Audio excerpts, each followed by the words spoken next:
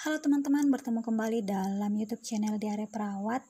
Oke, jadi di video kali ini aku bakal nge-share kepada teman-teman tentang SKB Teknisi Elektromedis yang membahas jabatan fungsional teknisi elektromedis yang tentunya paling sering keluar pada SKB bidang kesehatan dan sangat wajib diketahui oleh teman-teman profesi elektromedik.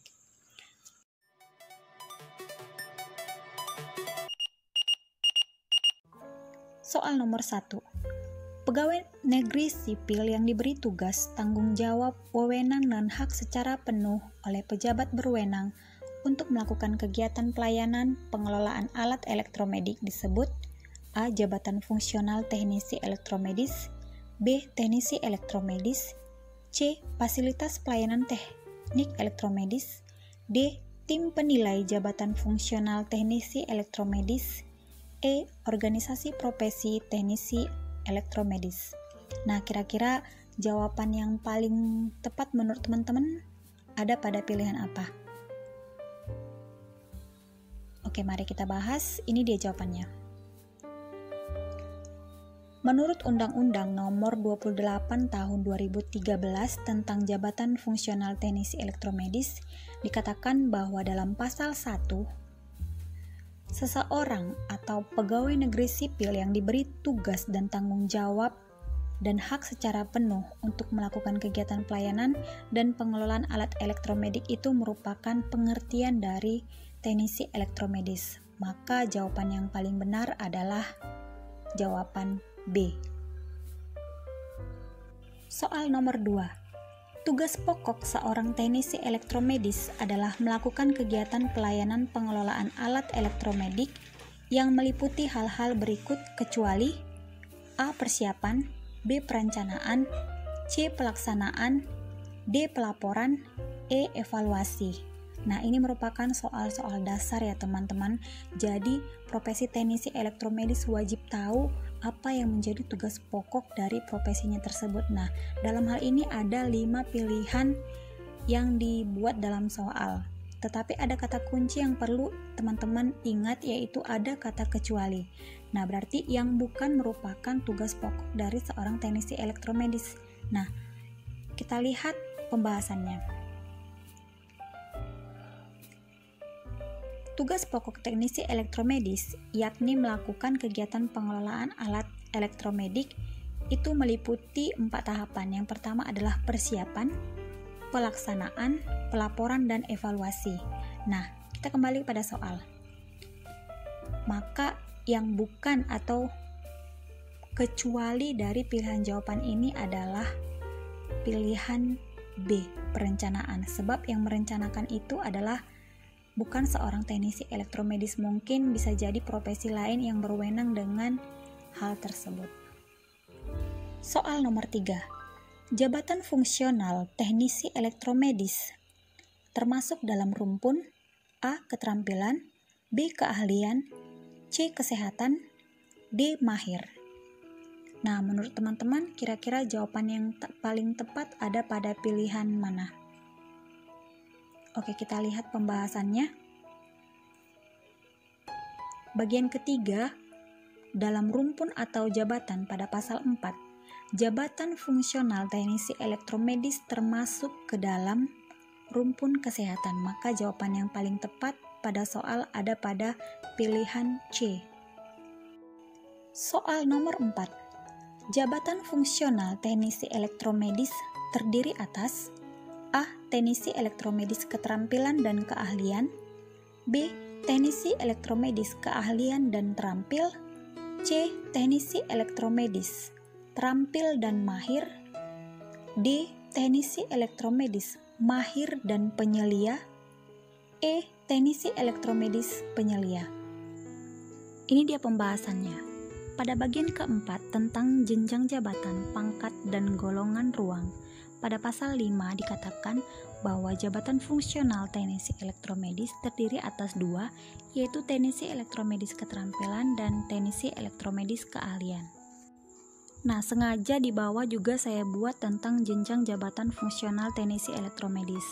Kenapa saya lampirkan ini? Supaya teman-teman bisa membedakan antara pasal 5 ayat 1 dan pasal 5 ayat 2. Di pasal 5 ayat 1 itu tentang jabatan fungsional teknisi elektromedis yang terdiri dari apa saja. Sementara di pasal 5 ayat 2-nya itu mengatakan jenjang jabatan fungsionalnya. Jadi teman-teman harus bisa bedakan ya. Nah, sekarang kita kembali pada soal. Oke, kira-kira jawaban yang paling tepat adalah? Ya, benar. Teknisi elektromedis keterampilan dan teknisi elektromedis keahlian. Maka pilihan jawaban yang paling tepat ada pada pilihan A. Soal nomor 5. Jenjang jabatan fungsional teknisi elektromedis keahlian adalah sebagai berikut, kecuali A. Teknisi elektromedis ahli pertama, B. Teknisi elektromedis ahli muda, C. Teknisi elektromedis ahli madya, D. Teknisi elektromedis pelaksana. Jawabannya adalah, ini dia pembahasannya. Jenjang jabatan fungsional teknisi elektromedis keahlian sebagaimana dimaksud pada ayat 1 huruf B yaitu teknisi elektromedis ahli pertama, teknisi elektromedis ahli muda, teknisi elektromedis ahli madya. Oke, kita kembali kepada soal. Pilihan A, ahli pertama, itu tadi ada, maka dia benar. Pilihan B, teknisi elektromedis ahli muda, itu juga termasuk, maka benar. Pilihan C, teknisi elektromedis ahli madya, itu juga termasuk, maka benar. Pilihan D, teknisi elektromedis pelaksana, itu tidak ada, maka ini merupakan jenjang jabatan fungsional teknisi elektromedis keahlian yang tidak termasuk di dalamnya. Maka jawabannya adalah D, teknisi elektromedis pelaksana.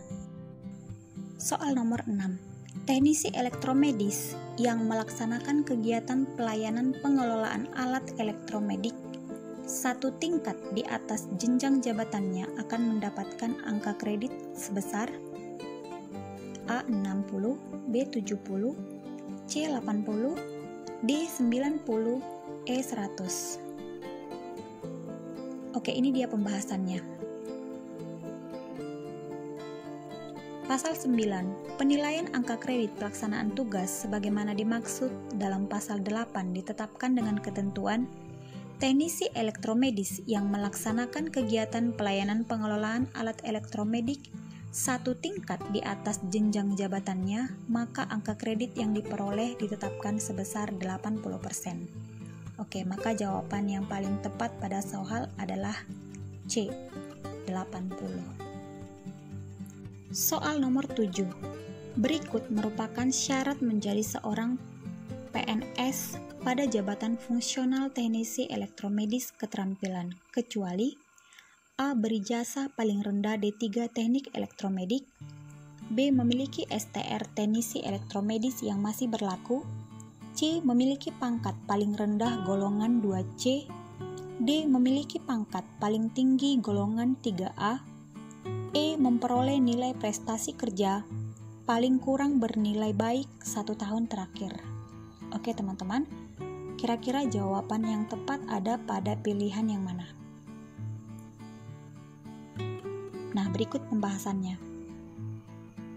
Pegawai negeri sipil yang diangkat pertama dalam jabatan fungsional keterampilan harus memenuhi syarat berijazah paling rendah diploma 3 teknik elektromedik, memiliki surat tanda registrasi atau STR, memiliki pangkat paling rendah pengatur golongan ruang 2C, dan memperoleh nilai prestasi kerja paling kurang bernilai baik dalam 1 tahun terakhir. Nah, kita kembali pada soal.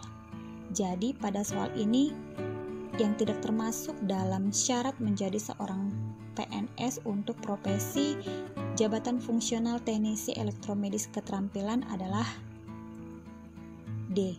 Memiliki pangkat paling tinggi golongan 3A. Soal nomor 8. Berikut merupakan syarat menjadi seorang PNS pada jabatan fungsional teknisi elektromedis keahlian, kecuali A. Berijazah paling rendah S1 atau D4 teknik elektromedik, B. Memiliki STR teknisi elektromedis yang masih berlaku, C. Memiliki pangkat paling rendah penata muda. D. Memperoleh nilai prestasi kerja paling kurang bernilai baik 1 tahun terakhir. E. Memiliki pangkat paling rendah pengatur muda. Oke, kita perlu memahami soal ini. Hampir mirip dengan soal sebelumnya. Kita lihat soal sebelumnya. Nah, di soal sebelumnya yang ditanyakan itu adalah jabatan fungsional teknisi elektromedis keterampilan. Nah, di soal ini kata kuncinya adalah jabatan fungsional teknisi elektromedis keahlian.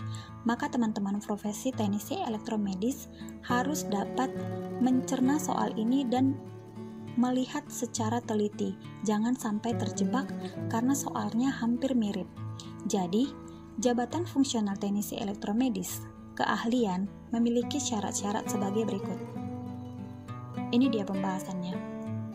Yang pertama itu berijazah paling rendah sarjana atau diploma 4 teknik elektromedik, memiliki STR, memiliki pangkat paling rendah penata muda, dan memperoleh nilai prestasi kerja paling kurang bernilai baik dalam 1 tahun terakhir.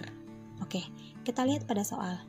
Di soal dikatakan berijazah paling rendah S1 atau D4 benar, memiliki STR benar, memiliki pangkat paling rendah penata muda benar, memperoleh nilai prestasi kerja paling kurang 1 tahun terakhir baik benar. E. Memiliki pangkat paling rendah pengatur. Itu salah. Kenapa saya buat dia diselingi antara pilihan C dan pilihan E supaya teman bisa melihat ada kesamaan kata atau kalimat pada soal ini, tetapi ada perbedaannya. Yang di huruf C itu adalah memiliki pangkat paling rendah, istilahnya adalah penata muda, sedangkan yang di pilihan E memiliki pangkat paling rendah, profesinya itu adalah sebagai pengatur.